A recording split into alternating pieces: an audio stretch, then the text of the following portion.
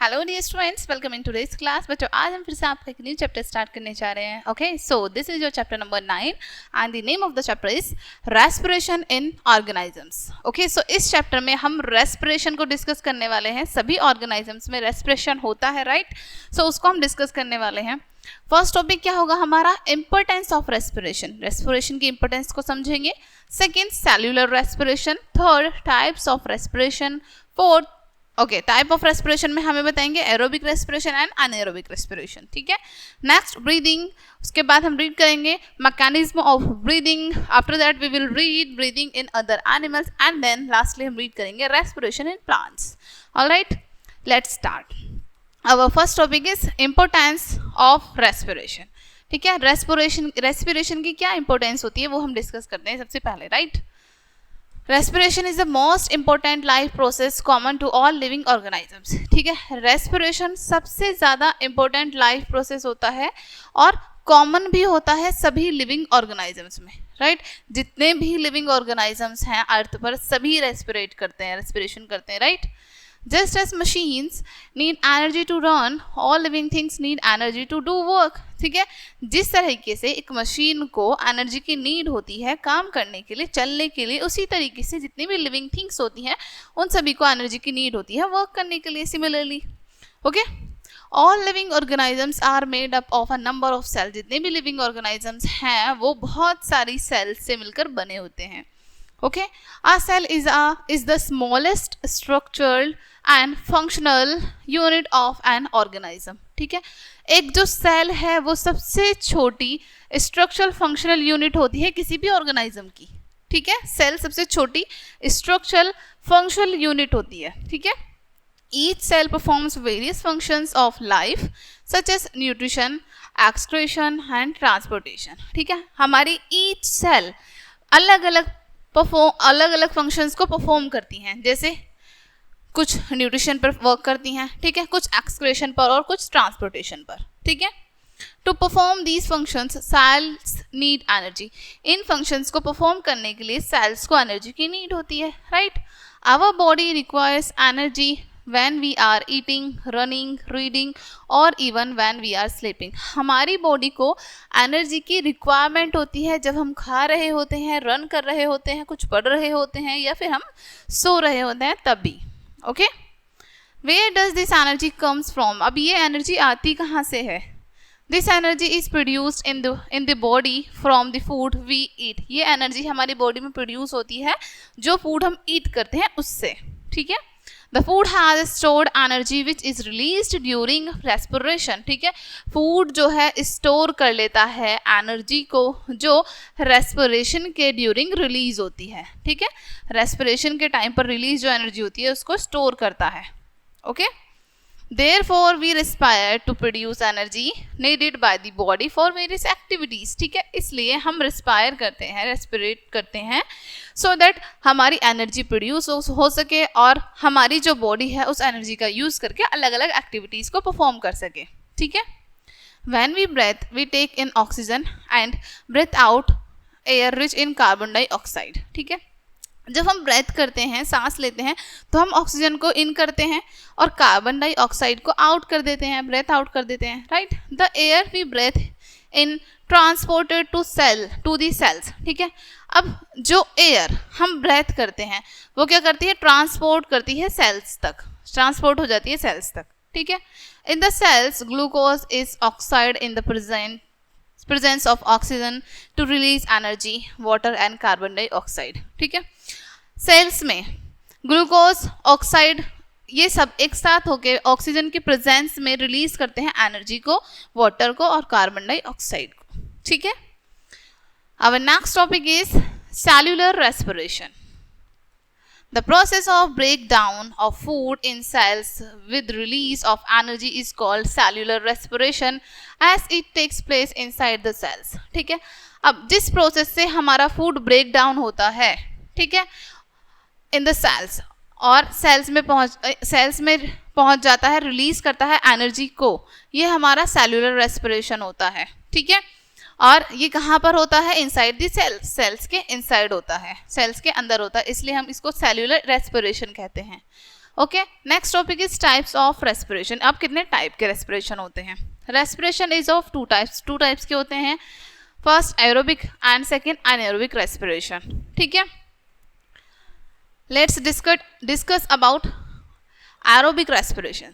The process of respiration which occurs in the presence of oxygen is called aerobic respiration. ठीक है, अब जिस process से हमारा रेस्पिरेशन होता है ऑक्सीजन की प्रेजेंस में, वो हमारा एरोबिक रेस्पिरेशन होता है। ठीक है, the break down of glucose occur in the presence of oxygen. ठीक है, हमारी ग्लूकोज ब्रेक डाउन हो जाती है ऑक्सीजन की प्रेजेंस में। ठीक है, a large amount of energy is produced along with water and carbon dioxide.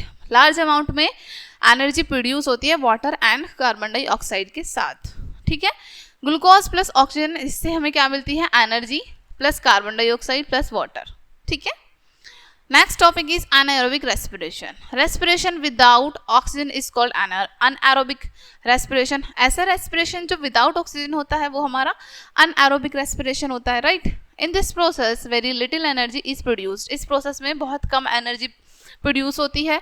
Glucose is broken down to ethyl alcohol and carbon dioxide with the production of energy. ठीक है, glucose हमारी broke down हो जाती है, ठीक है, ethyl alcohol में और कार्बन डाइऑक्साइड में, और प्रोड्यूस करती है एनर्जी को।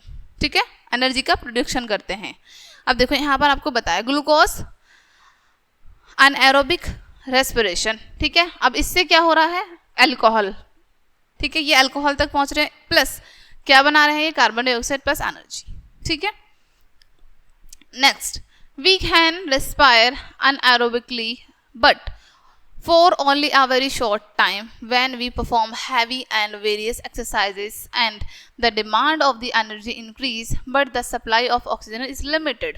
ठीक है, अब देखो यहाँ पर आपको बताया है हम अनएरोबिक रेस्पायर भी कर सकते हैं, लेकिन बहुत शॉर्ट टाइम के लिए, बहुत कम टाइम के लिए। ऐसा कब होता है? जब हम कोई भी हैवी एक्टिविटी को या फिर हैवी एक्सरसाइज हम कर रहे हैं और ऑक्सीजन की जो डिमांड है हमारी बॉडी को ज़्यादा है लेकिन हमें कम मिल रही है उस टाइम पे, तो उस टाइम पर क्या होता है? हमारा अनएरोबिक रेस्पिरेशन। ठीक है, देखो यहाँ पर आपको बताया है ग्लूकोज और ग्लूकोज से हमें क्या मिल रहा है? Anaerobic respiration plus lactic acid plus energy. ठीक है, the lactic acid produced accumulates in the muscles which causes muscle cramps. ठीक है, lactic acid produce करता है unaccumulates muscles में। ठीक है, जिसके कारण होते हैं cramps, muscles cramps। ठीक है, we get relief from cramps by hot water bath और massage। और इन cramps से हमको relief कैसे मिलता है? जब हम hot water bath लेते हैं या फिर massage कराते हैं। ठीक है, this is because the blood circulation improves which in turn improves the supply of oxygen to the muscles. ठीक है, अब ऐसा कब होता है? क्योंकि ब्लड सर्कुलेशन इससे, मसाज से और हॉट वाटर बाथ से हमारा ब्लड सर्कुलेशन इम्प्रूव हो जाता है, अच्छा हो जाता है। ठीक है, और इम्प्रूव होने के बाद हमारी मसल्स तक ऑक्सीजन अच्छे से सप्लाई हो पाती है। This helps to convert lactic acid into carbon dioxide and water and the pain subsides. ठीक है, इससे हेल्प मिलती है हम लैक्टिक एसिड कन्वर्ट करने में, उसके बाद कार्बन डाइऑक्साइड में, वाटर में, और पेन हमारा सबसाइड्स हो जाता है। Okay, anaerobic respiration take place in certain organisms like yeast and some bacteria. Anaerobic respirations हमारे कुछ सर्टेन ऑर्गेनिजम्स में ही होते हैं, जैसे यीस्ट में और बैक्टीरिया में। They can survive even in absence of air are called anaerobics. Anaerobes, yeah. They can survive. ये survive कर सकते हैं एयर की absence में भी, इसलिए इनको कहते हैं हम anaerobes. Yeast is used to make wine and beer as it breaks down glucose into alcohol. ठीक है, yeast का यूज किया जाता है वाइन और बियर को बनाने के लिए, क्योंकि ये ग्लूकोज को ब्रेक डाउन कर देता है अल्कोहल में। ठीक है, the process of respiration involves breathing and cellular respiration. जो प्रोसेस होता है हमारा रेस्पिरेशन का, उसमें इन्वॉल्व होती है हमारी ब्रीदिंग और सेल्यूलर रेस्पिरेशन। ठीक है, next topic is breathing. The process of taking in fresh air rich in oxygen and giving out air rich in carbon dioxide is called respiration. अब जिस प्रोसेस से हम फ्रेश एयर से oxygen को give in करते हैं और give out कर देते हैं कार्बन डाइऑक्साइड को, उसको हम रेस्पिरेशन कहते हैं, right. The process of taking in rich in air rich in oxygen is called inhalation, and the process of giving out air rich in carbon dioxide is called exhalation. ठीक है, जिस process के through हम air से oxygen को take करते हैं, इन करते हैं, उसको हम इनहेलेशन कहते हैं, और जिस प्रोसेस के थ्रू हम एयर से हम कार्बन डाइऑक्साइड को आउट कर देते हैं, उस प्रोसेस को हम कहते हैं एक्साइलेशन. ठीक है. Respiration is a continuous process which goes on till one life. ठीक है, रेस्पिरेशन जो है एक कॉन्टिन्यूस प्रोसेस है जो कि हमारे पूरे जीवन चलता है. ठीक है, as long as there is life respiration take place. जितना लंबे समय तक हम जीवित रहते हैं या फिर हमारा जीवन चलता है, तब तक हमारा रेस्पिरेशन होता है. The number of times a person breaths in 1 minute is called the breathing rate. ठीक है, अब 1 मिनट में जितनी बार कोई भी पर्सन ब्रेथ करता है या फिर सांस लेता है, ठीक है, उसको हम ब्रीदिंग रेट कहते हैं उसकी. During breathing inhalation and exhalation take place alternately and continuously. ठीक है, ब्रीदिंग के टाइम पर इनहेलेशन और एक्सहेलेशन ऑल्टरनेटली होता रहता है. एक बार इनहेलेशन, एक बार एक्सहेलेशन. ठीक है, कॉन्टिन्यूसली चलता रहता है. The breathing rate of a normal individual at rest is 15 to 18 times per minute. ठीक है, ब्रीदिंग रेट किसी भी नॉर्मल इंडिविजुअल में 15 to 18 होता है 1 मिनट में. 15 से 18 टाइम वो एक मिनट में ब्रीथ करते हैं, सांस लेते हैं. The breathing rate is not constant. Breathing rate constant नहीं रहता है. It depends on the oxygen requirement of the body. और ये डिपेंड करता है कि हमारी बॉडी को कितनी ऑक्सीजन की रिक्वायरमेंट है, उस पर भी डिपेंड करता है. ओके, नेक्स्ट में बताया है आपको breathing is also called external respiration. Breathing को हम एक्सटर्नल रेस्पिरेशन भी कहते हैं. Okay, when the body works hard breathing rate is increases by the energy requirement increases. ठीक है, जब हम हार्ड वर्क करते हैं तो जो हमारी ब्रीदिंग का रेट है वो भी इंक्रीज हो जाता है, क्योंकि उस टाइम पे हमारी बॉडी को एनर्जी की ज़्यादा रिक्वायरमेंट होती है. ठीक है, as a result more oxygen is supplied to the cells and more food is broken down to supply energy. ठीक है, और उसका रिजल्ट क्या होता है, हमें ज़्यादा ऑक्सीजन सप्लाई की नीड होती है कि हमारी बॉडी को ज़्यादा ऑक्सीजन चाहिए. ठीक है, और हमारी सेल्स जो हैं ज़्यादा फूड को ब्रेक डाउन करती हैं और एनर्जी में चेंज करती हैं, एनर्जी सप्लाई करती हैं. This is the reason why you feel hungry after doing strenuous exercise. यही रीज़न है कि जब आप बहुत ज़्यादा एक्सरसाइज करते हैं तब आपको हंग्री फील होने लगता है, भूखा फील होने लगता है. During heavy exercise breathing rate can increase up to 25 times per minute. ठीक है, एक्सरसाइज के टाइम पे आपकी जो ब्रीदिंग रेट है वो इंक्रीज हो गए 25 तक पहुंच जाता है, 1 मिनट में 25 टाइम्स तक. ओके, नॉर्मली कितना होता है, 15 to 18 होता है. Okay, you must have often wondered why do we yawn when we are sleepy or drowsy. ठीक है, आपको अक्सर वंडर्ड फील होता होगा, आश्चर्य फील होता होगा कि हम यान क्यों करते हैं जब हम स्लीपी मोड में होते हैं या फिर ड्रोसी होते हैं, यानी जब हमको नींद आ रही होती है या फिर हमको फील हो रहा है ऐसा कि हमें अब सोना चाहिए. ठीक है, तो हम यान क्यों करते हैं. This happens because the lungs do not take in enough oxygen from the air. ऐसा इसलिए होता है कि हमारे जो लंग्स हैं वो एयर से इनफ ऑक्सीजन को नहीं ले पा रहे हैं, नहीं टेक कर पा रहे हैं ज़्यादा से ज़्यादा ऑक्सीजन. ठीक है, this leads to oxygen shortage in the body. इसके कारण क्या होता है, हमारी बॉडी में ऑक्सीजन की शॉर्टेज हो जाती है. We yearn to meet this shortage of oxygen. हम यार्न करते हैं इस शॉर्टेज को कंप्लीट करने के लिए. ठीक है, फिल करने के लिए ऑक्सीजन को. Yawn is actually a deep long breath. Yawn क्या होती है, एक्चुअली एक डीप लॉन्ग ब्रेथ होती है. ठीक है, एक लंबी गहरी सांस होती है. Next, how do we breathe. अब हम सांस कैसे लेते हैं, पूरा यहाँ पर आपको एक ह्यूमन रेस्पिरेटरी सिस्टम बताया. पहले नोज से स्टार्ट होता है, देन ट्रैकिया जाता है, देन लंग्स, देन डिफ्राग्राम. ठीक है, diaphragm. Yes, next, the human respiratory system consist of the following. क्या क्या कंसिस्ट होता है उसमें, नोस्ट्रिल्स आते हैं. ठीक है, उसके बाद नेसल कैविटी आते हैं, देन हमारा ट्रैकिया आता है, after that bronchi and lungs आते हैं. ठीक है, when we breathe in the air, when we breathe in, जब हम breath in कर रहे होते हैं, सांस अंदर ले रहे होते हैं, the air enters our nose through the nostrils. तो air हमारे nostrils के थ्रू enter करती है हमारी बॉडी में, right? The air we breathe in may consist dust, pollens, smoke, etc. अब जो एयर हम breath in कर रहे हैं, सांस ले रहे हैं, ठीक है, उसमें dust particles भी होते हैं, pollens भी होते हैं और smoke भी होता है, right? Our nasal cavity contains air which entrap the dust particles and other irritants and prevent them from reaching the lungs. ठीक है, हमारे जो नेसल कैविटी होती है उसमें कंटेन्स होते हैं हेयर्स जो कि ट्रैप कर लेते हैं या फिर एंट्रैप कर लेते हैं डस्ट पार्टिकल्स को हमारे लंग्स तक पहुंचने से. ठीक है, at times these particles may get past the hair in the nasal cavity, then they irritate the nasal cavity and we sneeze. ठीक है, अब उस टाइम पर ये जो पार्टिकल्स हैं कई बार हो जाता है पास भी हो गए हैं हेयर से नेसल कैविटी में. ठीक है, तो ये हमें इरिटेट करते हैं नेसल कैविटी में और हम उस टाइम पे स्नीज कर देते हैं.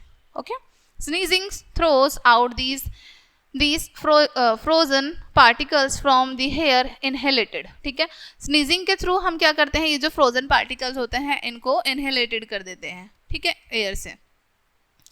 From the nasal cavity, the air reaches the lungs through the trachea, windpipe and bronchi, singular bronchus. ठीक है, nasal cavity से हमारी जो एयर है वो लंग्स तक पहुंचती है ट्रैकिया के थ्रू. ठीक है, ट्रैकिया यानी कि विंड पाइप के थ्रू. ठीक है, और उसके बाद ब्रोंकी तक जो कि सिंगुलर ब्रॉन्च होती है. One branch enters each lung. ठीक है, वन ब्रॉन्च जो है ईच लंग में एंटर करती है. Okay, lungs are present in the chest cavity. Lungs present होते हैं हमारे चेस्ट कैविटी में. There are surrounded by ribs on all the sides. और इनके साइड में सराउंड होती है हमारी रिब्स से ये प्रोटेक्ट होते हैं. A large muscular sheet called the diaphragm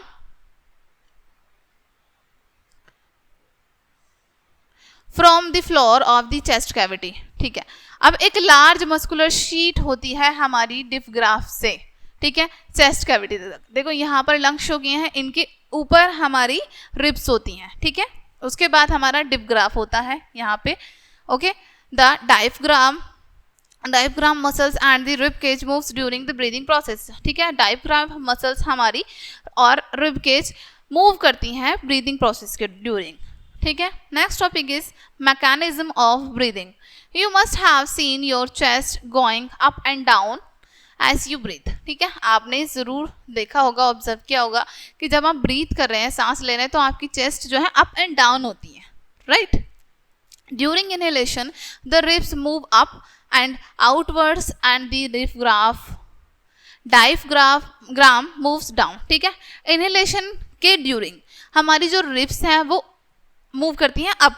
ठीक है, टूवर्ड्स डिफ्राम मूव्स डाउन. और जो हमारा डायफ्राम है वो डाउन मूव करता है नीचे की तरफ. ठीक है, these movement increase the volume of the chest cavity. ये मूवमेंट हमारे चेस्ट कैविटी के वॉल्यूम को इंक्रीज कर देते हैं. The volume of the lung increases, the pressure inside the lungs decreases. ठीक है, वॉल्यूम जो है लंग्स का इंक्रीज हो जाता है और जो प्रेशर है इनसाइड लंग का वो डिक्रीज हो जाता है. As a result air rushes into the lungs. और रिजल्ट क्या होता है उसका, एयर हमारे लंग्स तक पहुंचती है. The lungs inflate as they fill with air. हमारे लंग्स जो है इन्फ्लेट हो जाते हैं, फूल जाते हैं क्योंकि वो एयर से फिल हो जाते हैं. The chest expends during inhalation. और इनहेलेशन के ड्यूरिंग चेस्ट एक्सपेंड हो जाती है. ठीक है, next topic is exhalation. During exhalation ribs move down and inwards and diaphragm moves up. ठीक है, ड्यूरिंग इनहेलेशन के दौरान रिब्स हमारी मूव करती हैं डाउन. ठीक है, डाउन और इनवर्ड्स, और हमारा जो डायफ्राम है वो मूव करता है अप ऊपर की तरफ.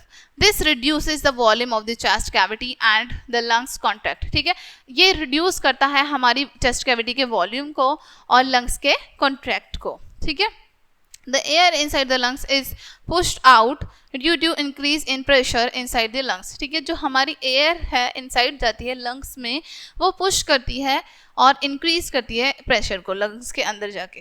ठीक है, यहाँ पर आपको प्रोसेस बताए हैं, देखो इमेज शो की गई है इनहेलेशन की एंड एक्सहेलेशन की. ठीक है, नेक्स्ट एक्टिविटी फर्स्ट दी है आपको यहाँ पर. Ask your friend to measure your chest with the help of a measuring tape. आपको अपने फ्रेंड से पूछना है एक मेजरिंग टेप की हेल्प से वो आपकी चेस्ट मेजर करें while you take a deep breath. जब आप एक लंबी सांस ले रहे हैं, नोट डाउन द रीडिंग, और उस रीडिंग को, जो भी रीडिंग है इमेजिंग टेप पे, उसको आपको नोट करना है. Measure the size of the chest again when fully expanded. जब आपकी चेस्ट फुली एक्सपेंड हो जाए तब आपको फिर से साइज को मेजर करना है. नोट डाउन द मेजरमेंट, आप फिर से आपको मेजरमेंट नोट डाउन करना है. Measure the chest size of your friends while repeating the activity. इस एक्टिविटी को रिपीट करते हुए आपको अपने फ्रेंड के साथ भी सेम करना है. Effect of breathing on the chest size. Chest size में क्या इफेक्ट हुए हैं ड्यूरिंग इनहेलेशन, ड्यूरिंग एक्सहेलेशन और डिफरेंसेस इन साइज, सब आपको मेंशन करना है. Find out which friend can expand this chest the most. Find out करना है कि कौन से आपके फ्रेंड ने ज़्यादा, किसकी चेस्ट जो है वो ज़्यादा एक्सपेंड हुई है ड्यूरिंग इनहेलेशन. ठीक है. Let this make a simple model to demonstrate the mechanism of breathing. ठीक है. अब ब्रीदिंग का जो मैकेनिज्म है इसको सिंपली डेमोन्स्ट्रेट करने के लिए आपको यहाँ पर कुछ सिंपल स्टेप बताए हैं. ठीक है. देखो मॉडल शो किया है यहाँ पर आपको पूरा. ओके. एक्टिविटी 2 रीड करते हैं. टेक अ विंड प्लास्टिक बोतल and cut of its bottom. एक प्लास्टिक की बोतल लेनी है. ठीक है. उसके बॉटम को आप कट कर देंगे. Take a Y shaped glass or plastic tube. Y shape, आपको वाई शेप की ग्लास या फिर प्लास्टिक ट्यूब लेंगे आप. Fix a rubber cork into the mouth of the bottom to make it air tight. ठीक है. अब उसको आप रबर कॉर्क से या फिर उसके माउथ को, बॉटल के माउथ को किसी भी चीज़ से आप कवर कर देंगे सो दैट वो एयर टाइट बन जाए. Next, make a hole in the centre of the cork so that the tube can pass through it. ठीक है. बीच में आपको देखो जैसे डायग्राम में शो किया है, बीच में आपको एक होल बनाना है सेंटर में सो दैट उसमें से हम ट्यूब को पास कर सकें. Fix 2 deflated balloon to the ends of white tube. White tube के एंड्स में आपको डिफ्लेटेड बलून्स को ऐड करना है. Next, to the base of the bottle tie a thin rubber और plastic sheet with the help of a string और a rubber band. ठीक है. और नीचे की तरफ आपको बेस में वहाँ पर कोई थिन रबर शीट या फिर प्लास्टिक शीट को आप टाई करेंगे स्ट्रिंग या फिर रबर बैंड की हेल्प से. ठीक है. The model is ready. अब मॉडल हमारा रेडी है. Pull the rubber sheet down gently and observe the balloons. ठीक है. रबर शीट को आपको धीरे से नीचे की तरफ पुल करना है और ऑब्जर्व करना है बलून्स को. Now push the rubber sheet up and see what happens to the balloon. आप पुश करना है रबर शीट को ऊपर की तरफ और देखना है बलून्स के साथ क्या होता है. ठीक है. The balloons represent the 2 lungs and the rubber sheet the diaphragm. Balloons represent करते हैं हमारे दोनों लंग्स को और रबर शीट हमारी डायफ्राम को बता रही है. When rubber is pulled down, space inside the bottle is increased. जब रबर को हम पुल डाउन कर रहे हैं नीचे की तरफ तो जो स्पेस है बोतल में वो इंक्रीज हो रहा है. Pressure in the bottle decrease and the air from outside pushes into the balloon and they get inflated. ठीक है. जो प्रेशर है बोतल का वो डिक्रीज हो रहा है, जो एयर है बाहर की वो पुश हो रही है अंदर की तरफ बलून में और बलून इन्फ्लेट हो रहे हैं. ठीक है. When the rubber sheet is released or pushed up, space in the bottle is decreased. Pressure in the bottle is increased and air is forced out of the balloons. ठीक है. जब rubber sheet हमारी release हो रही है, ठीक है, ऊपर की तरफ, तो स्पेस जो है बोतल में वो डिक्रीज हो रहा है और जो प्रेशर है वो इंक्रीज हो रहा है. ठीक है. तो एयर फोर्स हो रही है बलून्स में आउट होने के लिए. द बलून्स डिफ्लेटेड, और हमारे उस टाइम पे बलून डिफ्लेटेड हो जाएंगे. ठीक है. Next, what do we breathe out. हम ब्रेथ आउट क्या करते हैं. The air we breathe out exhaled air contains carbon dioxide and water. ठीक है. जो एयर हम ब्रेथ आउट करते हैं या फिर एक्सहेल्ड कर देते हैं वो हमारी कार्बन डाइऑक्साइड एंड उसमें वाटर होता है. Let us perform a simple activity to confirm this. इसको कंफर्म करने के लिए एक सिंपल एक्टिविटी परफॉर्म करते हैं. ठीक है. Activity 3, take a little freshly prepared lime water in a test tube. ठीक है. एक टेस्ट ट्यूब में आपको थोड़ा सा प्रिपेयर करके लाइम वाटर लेना है. लिटिल फ्लैशी भी होना चाहिए वो. Close the mouth of the tube with a cork. एक कॉर्क की हेल्प से उसके माउथ को आप बंद कर देंगे. Insert a straw through the hole so that one end of its dip in the lime water. ठीक है. अब इंसर्ट करना है एक स्ट्रो को होल के थ्रू सो दैट एक जो एंड है वो लाइम वाटर में हो. Blow through this straw a few times, ठीक है, कुछ बार आपको क्या करना है, ब्लो करना है उस स्ट्रो की हेल्प से। व्हाट डू यू ऑब्जर्व, आप क्या ऑब्जर्व करेंगे, the lime water turns milky, जो लाइम वाटर है वो मिल्की हो जाएगा। This shows that excelled air contains carbon dioxide, इससे क्या शो होता है, जो हमारी एक्सेल्ड एयर है उसमें कार्बन डाइऑक्साइड होती है, ठीक है। Next activity 4, breathe out on a clean mirror for a few minutes, clean mirror पर आपको फ्यू मिनट्स के लिए ब्रेथ आउट करनी है। What do you see on the mirror, mirror पर क्या देखते हैं आप, the mirror becomes hazy due to the deposit of water droplets, जो मिरर है वो हैजी हो जाता है किसकी वजह से, जो हमारी वाटर ड्रॉपलेट्स हैं उनकी वजह से, ठीक है। This shows the excelled air contains moisture, इससे जो होता है जो एक्सेल्ड एयर है उसमें हमारा मॉइस्चर भी होता है, ठीक है। Next, inhaled air contains approx 21% oxygen and 0.03% carbon dioxide, whereas the exhaled air contains approx 16.4% oxygen and 4.4% carbon dioxide, ठीक है। inhale air में हमारा 21% ऑक्सीजन होती है, ठीक है, और 0.03% कार्बन डाइऑक्साइड होती है, ठीक है। दूसरी तरफ जो एक्सेल्ड एयर करते हैं हम, उसमें 16.4% ऑक्सीजन एक्सेल करते हैं और 4.4% कार्बन डाइऑक्साइड, ठीक है। breathing in other animals, different animals breathe through different parts of their body, ठीक है। अलग जो एनिमल होते हैं वो अपनी अलग अलग बॉडी पार्ट से ब्रेथ करते हैं।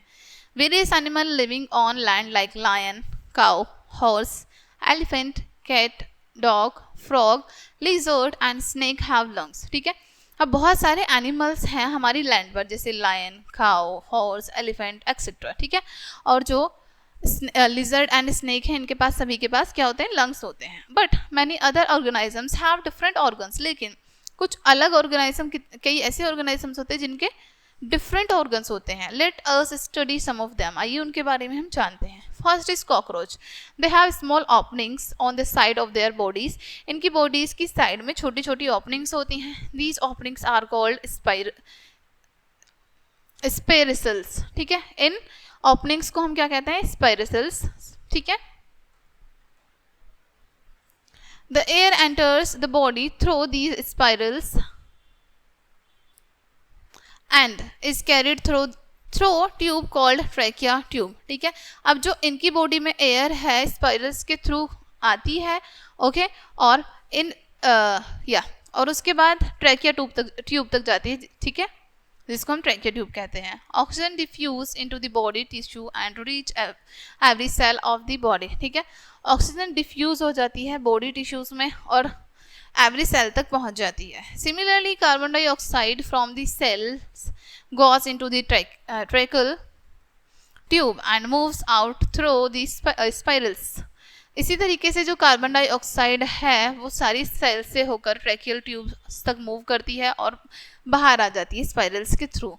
Besides cockroaches other insects also have spirals, cockroaches के अलावा भी अदर इंसेक्ट्स होते हैं जिनके पास स्पाइरल्स होते हैं, स्पाइरल्स होते हैं, ठीक है। Next is earthworm, earthworms breathe through their skin, अपनी स्किन से ब्रेथ करते हैं ये। The skin of earthworm is moist and slippery, skin कैसी होती है इनकी, मोस्ट होती है और स्लिपरी होती है। Exchange of gases take place through this skin, ठीक है, इस स्किन की थ्रू एक्सचेंज होता है गैसेस का। The frogs can also breathe through the skin when in water, जो फ्रॉग हैं वो अपनी स्किन के थ्रू ब्रेथ करते हैं जब वो वाटर में होते हैं। Their skin is also moist and slippery, इनकी स्किन भी मोस्ट एंड स्लिपरी होती है। Next is fish, fish breathe through gills, fish अपने गिल्स के थ्रू ब्रेथ करती है। Gills help them to use the dissolved oxygen in the water, gills help करती हैं फिश को जो डिजॉल्व ऑक्सीजन होती है वाटर में उसको लेने में, ठीक है, इनहेल करने में। Gills are projections of the skin which are well supplied with blood vessels for exchange of gases, ठीक है। गिल्स जो हैं प्रोजेक्शंस होते हैं स्किन के जो कि अच्छे से सप्लाई करते हैं ऑक्सीजन को ब्लड वेसल्स तक और एक्सचेंज करने में गैसेस को, ठीक है। Next topic is respiration in plants. Plants also respire just like other living beings, other living beings की तरह प्लांट्स भी रेस्पायर करते हैं, सांस लेते हैं, ऑक्सीजन को breathe in and breathe out करते हैं, ठीक है। They also need oxygen for survival, survival के लिए ऑक्सीजन की इनको भी नीड होती है। They take in oxygen from air and give out carbon dioxide. Air से ऑक्सीजन को लेते हैं ये और गिव आउट कर देते हैं कार्बन डाइऑक्साइड को। In plants respiration can take place independently through different parts such as roots, stems and leaves. ठीक है, प्लांट्स में जो रेस्पिरेशन है वो अलग अलग तरीके से होता है, अलग अलग पार्ट्स के थ्रू होता है, रूट्स के थ्रू, स्टेम्स के थ्रू एंड लीव्स के थ्रू। ठीक है, in plants exchange of gases take place through tiny holes called stomata present on the surface of their leaves. ठीक है, प्लांट्स में जो एक्सचेंज होता है गैसेस का कहाँ से होता है, टाइनी होल्स बने होते हैं इनकी लीव्स के सरफेस पर, जिनको हम स्टोमेटा कहते हैं, उनके थ्रू होता है। ठीक है, the root cells also need oxygen to produce energy. Energy को प्रोड्यूस करने के लिए जो हमारी रूट सेल्स हैं उनको ऑक्सीजन की नीड होती है। Roots take in oxygen that is available in the small spaces between soil particles and give out carbon dioxide. ठीक है, रूट्स जो है ऑक्सीजन को लेते हैं, ठीक है, और अवेलेबल कराते हैं स्मॉल स्पेसेस को जो कि सॉइल के पार्टिकल्स के बिटवीन होती है, बीच में होते हैं, और गिव आउट करते हैं कार्बन डाइऑक्साइड को।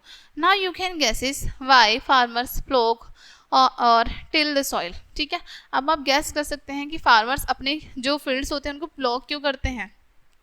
ठीक है, in the cells of the plant oxygen is used up to break down glucose into carbon dioxide and water just as in other organisms. ठीक है, in the cell of the plants की जो sales होती हैं oxygen use करते हैं break down करने के लिए ग्लूकोज में और कार्बन डाइऑक्साइड में, और वाटर जो है वाटर में, इन अदर ऑर्गेनिजम्स में भी। ठीक है,